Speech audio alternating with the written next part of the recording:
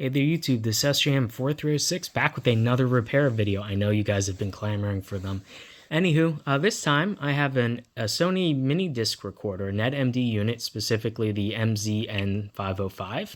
And this is sort of a entry-level unit from back in around 2002-ish, 2003, somewhere around that time frame. Anywho, this was actually sent in by a viewer, yes, one of you guys, and he had tried to repair this and was unable to do so. So he said, if you want to pay for shipping, it is all yours. So, yeah, I said absolutely, because even if I can't fix this guy, I have multiple units that all use the same overwrite head and laser and whatnot. So even if I can't fix this guy, it could definitely go to good use for my other units. So absolutely, for like $10 in shipping costs, not even an issue. Well worth the price of admission. Just very quick, physical condition is okay. It's not horrible. Owner says this had like pretty bad battery corrosion, and I can't remember what else, if he said what he specifically tried to fix it or anything. I can look up the emails, but by this point, that was a couple months ago, so I'm gonna have to dig for like half an hour through my inbox. But anywho, sufficient to say, this is basically a brick. So we are going to just go ahead and go into this blind, jump into this, and do some basic troubleshooting. So let's get this guy on the bench, and I'll continue from there. Okay, I managed to find an AC adapter, plugged it in, press the power button, it still doesn't come on. I noticed though, you might just be able to see the segments are like very dimly lit when it's plugged in, and just to prove to you, if I unplug this, they go out totally. So obviously it is still getting some power. Well, I mean, it's getting power, period. I think what's happening is what's similar to the MZ-N505, the big brother of this guy, that slightly higher end model. That has a weird intermittent issue on like a number of units I've seen, where it'll do the exact same thing, won't turn on, and it ended up being there's a little switch in here. The corrosion got to the switch. That's the lid detect switch. So when you try to turn on the player, it'll check to see if the lid is open. If the lid is, or it thinks the lid is open, it'll do that same thing where it just dimly lights up the segments, but it won't turn on fully. It won't turn on until you close the lid, and then it sees that that switch is closed, is shut, and then it'll turn on. I bet you that there's some corrosion or something, or maybe even the switch itself went bad, and that's why it's preventing this from turning on. I almost wonder if this is fully functional except for that. So with any luck, it'll just be a simple cleaning job, or maybe even replacing the switch with one from my my spare parts board. It could be that the damage is so extensive and that's just one of the symptoms and there's other things wrong with this. Won't really know till I actually pop this guy open, so let's get into this. So I just popped this open, 4 screws, 2 at the top, 2 at the bottom of the back shell, and there's some bad news. Someone has replaced this contact. They've resoldered this, and it looks like they did a really bad job. They possibly tore up the original trace and possibly caused damage to any traces around that. That's not a good sign. So, and just looking at it, the switch is over here, the one that I was talking about. I kind of can't see anything other than there's like corrosion or something all around this amp chip. It looks like someone reflowed that as well. So yeah, and I can see some extra flux, so someone had removed the overwrite head as well. So someone had serviced this, but they didn't have the proper soldering equipment. They partially melted the case there, and look how they left all that flux. So it could also just be that the flux is starting to activate and eat away at the solder mask and traces there. I need to give this a complete good clean, and then we'll see if there's anything to really recover. I'm guessing this leaked pretty badly before, and someone tried to fix it and just sort of gave up and resold it on eBay as is, untested, even though clearly they attempted to repair it already. So yeah, I really don't like having sloppy seconds in repairs, because I don't know the the skill level or the knowledge of the person who tried this before me. Though in this case, I kind of have a pretty good idea that they kind of caused more damage than they fixed, it looks like. But let's just plot on ahead and see. Hopefully the other side of the board isn't damaged too much. I'll take a look under the microscope. I definitely need to clean off all this like flux and crap that they left on there. But let's keep trying. Okay, the deeper I get into this, the worse it gets. They destroyed the ZIF connector for the front display ribbon. They destroyed it and they just stuck it back in there, just like hoping that provided enough friction, which probably honestly would have worked. I don't think that would have been an issue. You can sometimes even use tape to like make the connector a little thicker and friction fit it in.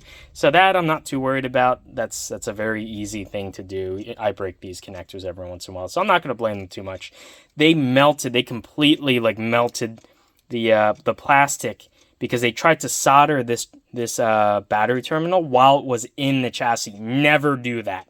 Never let me catch you doing that. You take it out, you solder it, you like align it correctly, you solder it, and then you insert it into the case. All the screws were actually really tight, so I think they never even took out this board. So they tried to fix it, hopefully not with a hot air gun, because I don't see any melting, but at least around this jack, it looks like they applied flux and maybe tried to. It looks almost like they applied solder to the exposed heat pad on the amp chip and try to reflow just by heating the top, which you cannot do that. That's not how soldering works. So yeah, they kind of mangled the case. This was really hard to get out. There was like no pad left. They destroyed it. I had to just kind of. This wasn't even connected solidly. I just sort of wiggled it out and it very easily came. There's no solder pad that came along with the solder joint, so they were soldering it to nothing. So no wonder the battery didn't work. The power not working could be a number of things. There is a little bit of corrosion I've noticed on the ribbon here that connects to the motors for like the laser transport. Sorry, it's kind of hard to focus on that. There's like a tiny bit of corrosion in there on. I can't tell if it's like underneath the ribbon or on the ribbon. Don't know if that would be an issue. That wouldn't keep it from booting up though, so I think that's a red herring. But that might be something, if we ever do get this to boot up, that we need to fix in order to get the laser transport to work at all. On the bottom of the PCB, just flip this over here. I don't see anything inherently bad other than the fact that they destroyed that. The pad from kind of both sides. I guess they must have heated the crap out of that. There is a little bit of corrosion on this. This is like the door lock switch. It actually reads the position of this button, kind of. There's a cam. So this will basically, it's part of the door interlock mechanism. So when you're recording, it won't let you open the door. And that'll sense the whether you're trying to open the door or not. And there is a little bit of corrosion that creeped up on the legs. That's probably fine. I don't see anything really anywhere else near there, so it's probably fine. Just a little bit of alcohol should clean that up. That's kind of worrying, that whole pad just being completely gone now. It looks a little weird. Sorry. Looks a little weird, like there's maybe some tarnishing on this. This is the actual lid detect switch that the door presses on when you close the lid. And it looks a little weird on the one side, like it's oxidized or something. I don't know. I might just measure that with a multimeter just to make sure that it actually is acting as a switch. There was obviously some corrosion on the bottom here. And likewise, that screw post there has some.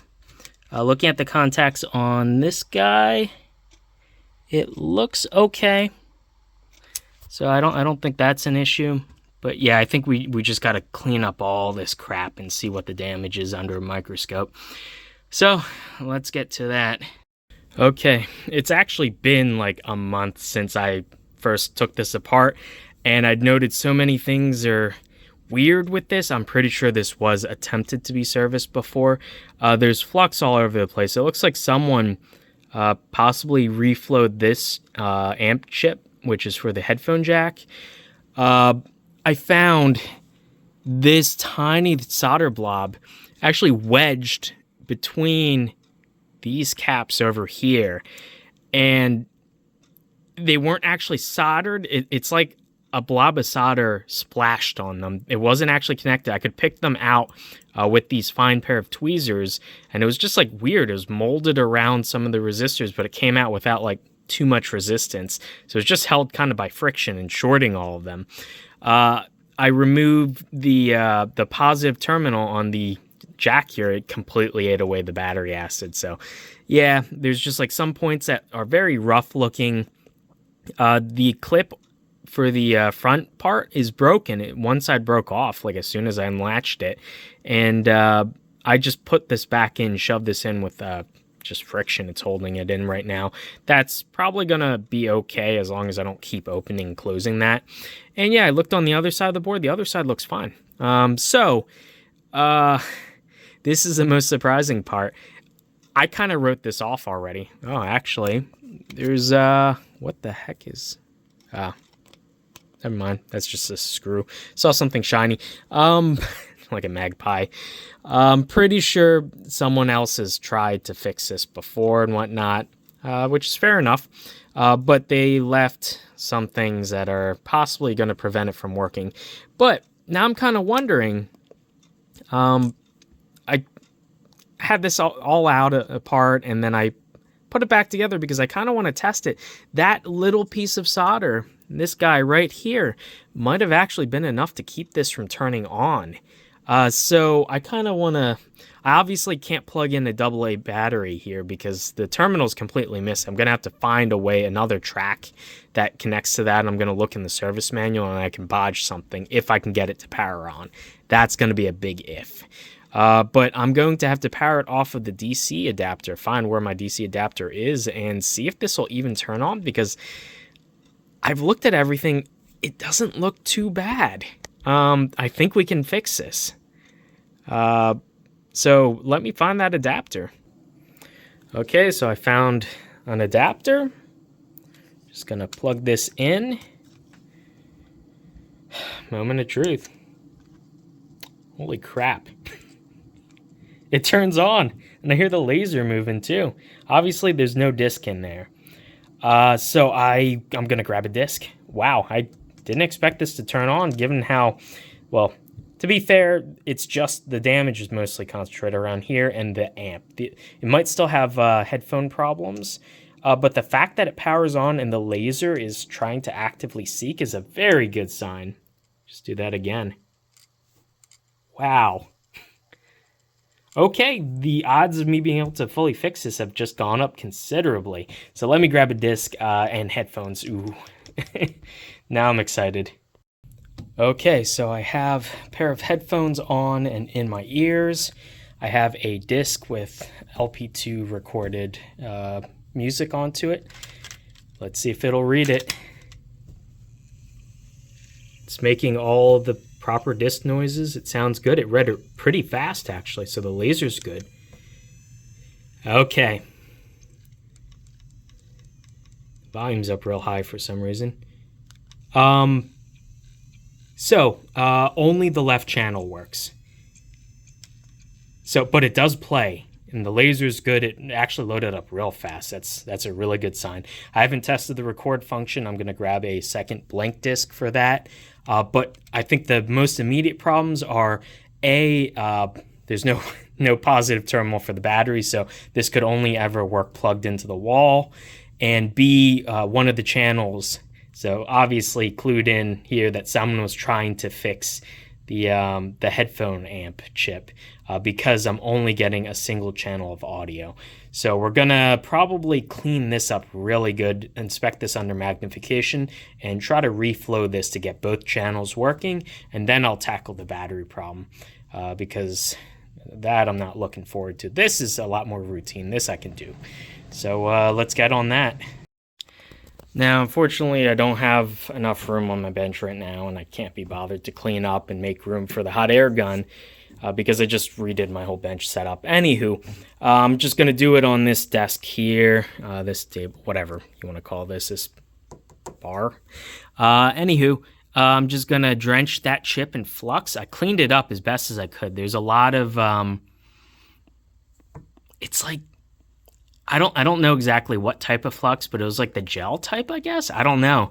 But it seemed like it was a lot gummier than this normal stuff that I use, which just sort of dries crystalline. It was like pretty gummy, so I cleaned that off really well. It looks like, weirdly enough, they added solder to the like the heatsink pad on top and then tried to reflow that, even though that has nothing to do with any of the pads underneath. So I don't know what's going on there, because normally this chip does not have this much solder on top. It might have maybe none, maybe like a minuscule amount, but there's like an actual mound of solder. That shouldn't affect anything, but it's weird that that's on there. But anywho, doesn't matter. That shouldn't affect anything. I'm just going to drench this with solder, reflow, and give it a little bit of a poke, make sure all the leads, this is a QFN package, there's no leads actually, technically, there's just pads, make sure that they're all connected, look at this under a microscope, and then retest. But yeah, I'm just going to I have this set to 320. I am going to turn down the air so I don't blow everything around. I'm probably going to turn it down to like 3 and 4 between, and 320 should be good enough, and I'm going to give that a reflow and then a quick inspection. Okay, so hopefully I'm not yelling. I have earbuds on right now, plugged in. I reflowed that chip. I pressed down a little bit while it was cooling, which is why there's like a divot on the solder on top of the chip there, but I cleaned it really well, and all the pads look fine under magnification, so pretty sure that's as good as it's going to get. If it doesn't work, then that means there's something wrong with the amp chip itself. One of the channels is burnt out, or one of the passive components in line with that channel is damaged or something. So this is hopefully just going to work. I haven't resoldered the overwrite head just in case I need to get this board out again to give this another try or another look over. But we're just going to do the exact same test. Disc in, on, play.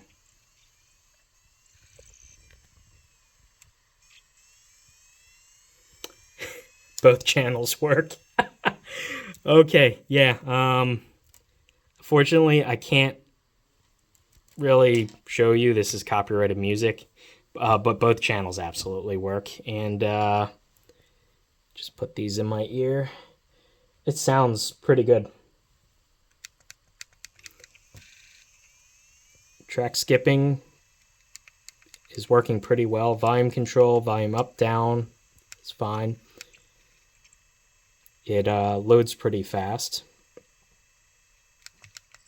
I can go back as well. Pause, play, menu, cancel, stop. All the buttons work. Screen looks fantastic. So now literally the only two things we have to test is if it can record a disc, if the overwrite head's good. I'm going to resolder this. Before I do that though, I want to get the battery working, if at all possible. That would make this, even if it can't record, it would be like 90% functional in my eyes if I can get this working off of a battery. I'm going to have to figure out the positive contact and an alternate point to solder that to. But as of right now, I'd say we're like 50% working. It reads the disc just fine. The audio, now both channels work. I've done this before on a 707, an N707, which is the big brother to this model, where I had the exact same problem. The headphone amp, the chip, the solder joints fail over time from flexing from like the jack being inserted and removed from that area of the board. And so they need to be resoldered, basically reflow that chip to reconnect those solder joints. And the exact same thing, just flexing it up. I used some Chip Quick CQ4LF 1.0, and that did the job. Both channels work now.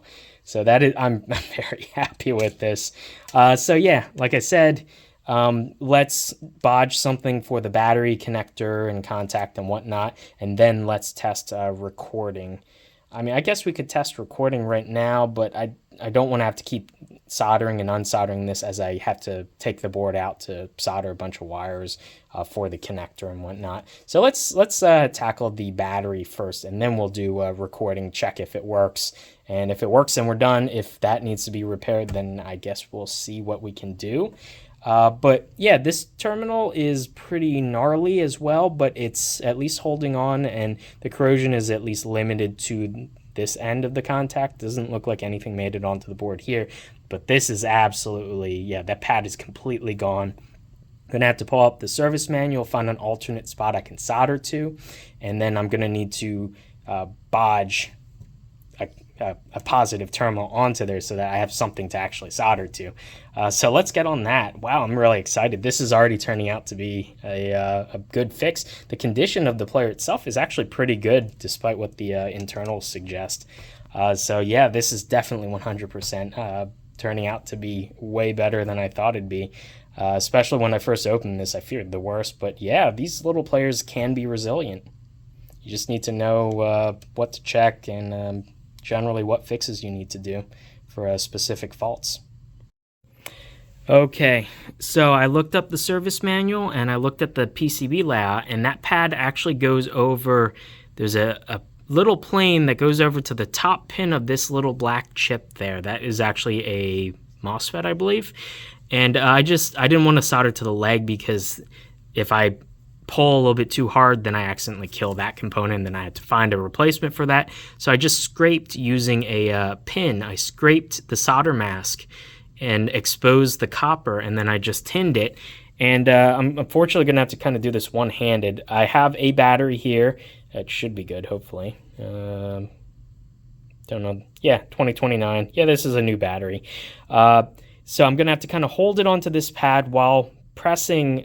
Just on the end of this wire is just like a little DuPont pin thingy. I'm going to have to press it onto the positive while hitting the power, or the play button on the front to see if it'll turn on. And I guess we could have it read a disc at the same time if this works at all. I'm just going to give it something to do and see if this battery will work. Okay, so it is off right now.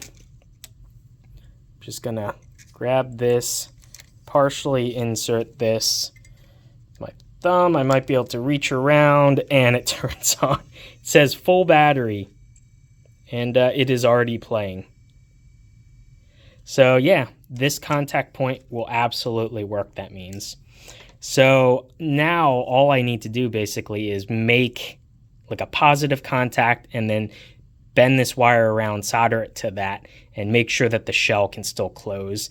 And I'll get that working, and then we'll solder the overwrite head and do a write test, and that'll be it. Then that means that this will be a fully functional player. Oh, I'm so excited. This is so jank, but it had to be done because the pad's just completely torn off. So let me see if I can find a positive contact or something that can act as a positive contact that I can maybe glue in there or something. I don't know. We'll figure something out. The fact that it's electrically working with the battery is a very good sign. That means all the actual circuitry behind the positive terminal is okay, which is really good sign. Okay, so I took the original terminal because it actually isn't in too bad of a condition. And I just cut off the wire, made a little loop to kind of strain relief sort of thing, and just soldered it in. I just pushed it through the hole, even though it's not connected there. It's now connected through this pink wire. And if I insert the battery, hopefully this will work. It doesn't work. The battery's not making contact, or... because it was absolutely working before. Give me a second. Maybe there's a cold solder joint or something. I don't know. So that was weird. I don't know. It did the weird thing that I've seen some N707s do, which is the segments will be like very dimly lit on the display, but it doesn't actually turn on. And the connection was good. The battery was actually, like, the voltage was getting through, and then I just powered it off of I took out the battery, I powered it off of the AC adapter, and then it turned on, and then I put in the battery, and then it kept working.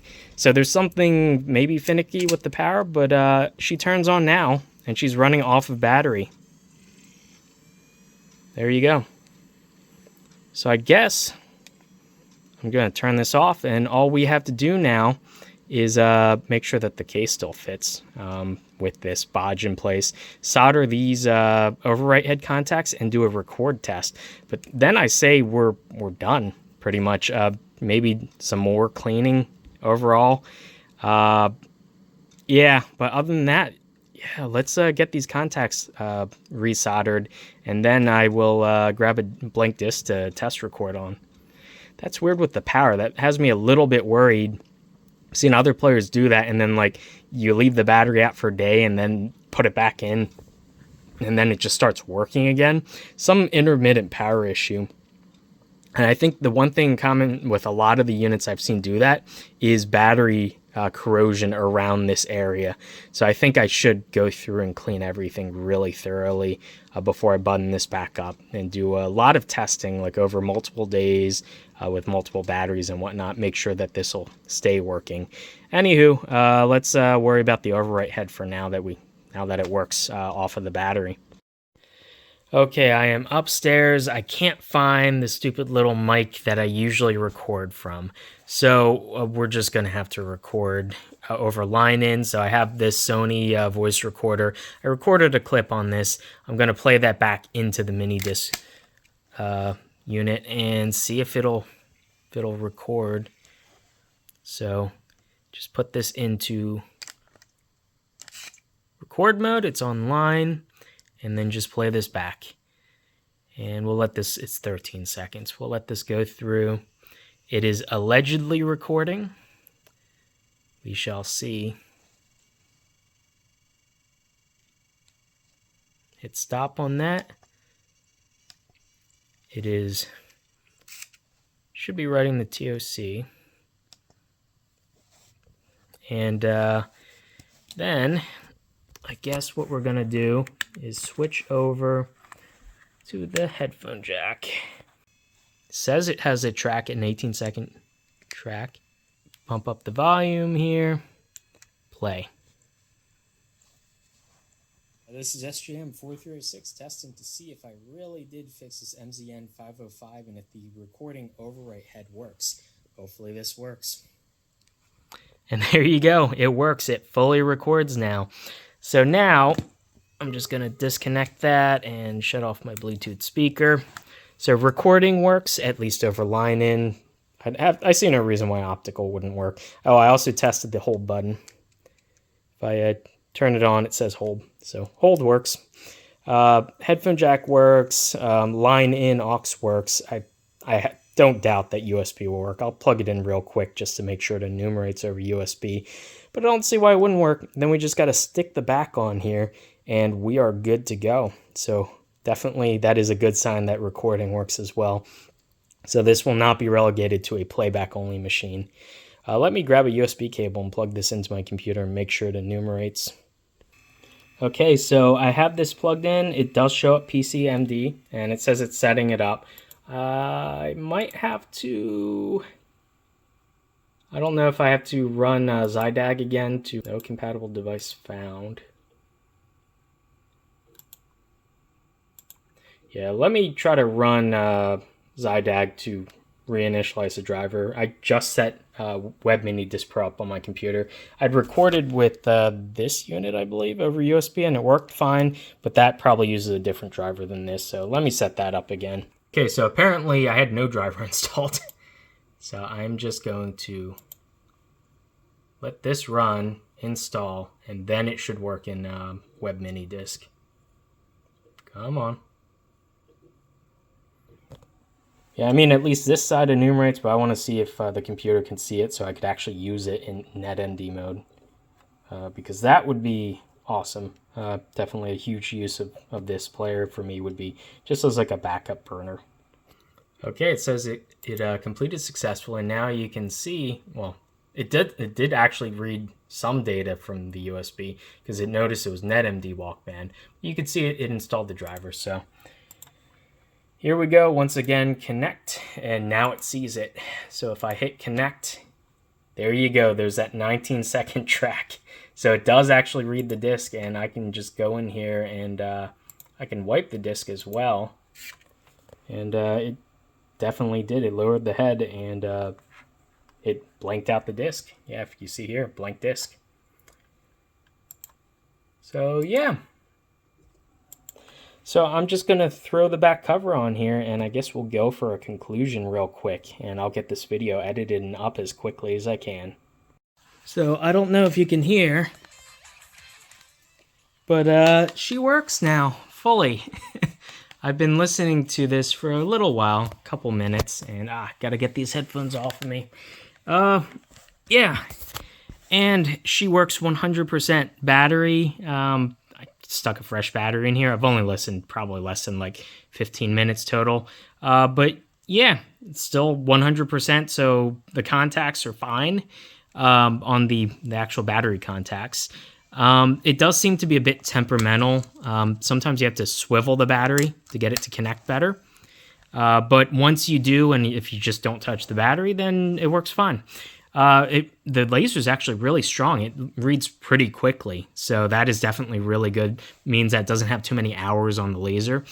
And yeah, like volume now works perfectly. Both channels work perfectly. This guy gets loud. I love it. Sounds really good, actually. So definitely no problems anymore with the audio.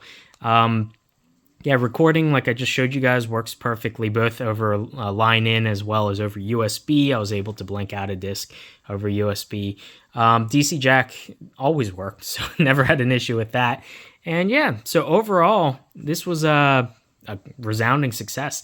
This was sort of, I guess, what I would consider like a Christmas miracle, honestly. This video is probably going to go out shortly after Thanksgiving, but definitely before Christmas. I'm going to edit this as soon as I'm done. And but yeah, like I wasn't expecting, after I saw the condition of the board, I was actually pretty pessimistic about the outcome and me being able to get this working at all, much less everything works now. There's not a single thing that doesn't work on this, which is really awesome. I have one of these in silver. This was actually my first, this exact model, not this specific player, but I had a gold one of these. I saved up money, like birthday money over consecutive years. I saved up enough to buy one of these from Target, and I bought one circa 2000 and I want to say it was 2002 or 2003. Might have been summer of 2002. Anywho, I had one of these for the longest while, and then I gave it to my sister when I upgraded to an iPod, and I always kind of wanted one back, which is what got me when I got into college. I was bored, and I had a little bit of money, so I just wanted to get into collecting Minidisc again. But I never got a gold one of these until now, so yeah. So this is very nostalgic for me, this specific color, even though I think it's hideous. And this model is definitely not one of the nicer looking models. But in terms of like physical condition, this specific unit is actually in pretty good condition. I mean, there's some gunk that I still need to clean off the case, off the top and whatnot. But like no major scratches or anything. And the fact that she's fully functional now is really awesome. I'm really happy with the way that this repair turned out. So I guess key takeaways are keep an open mind. Don't just immediately write something off, even if it looks really bad initially.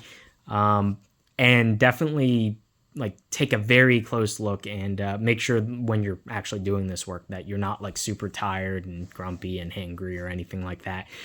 Because when I first looked at this, I pretty much had zero confidence I'd be able to fix it.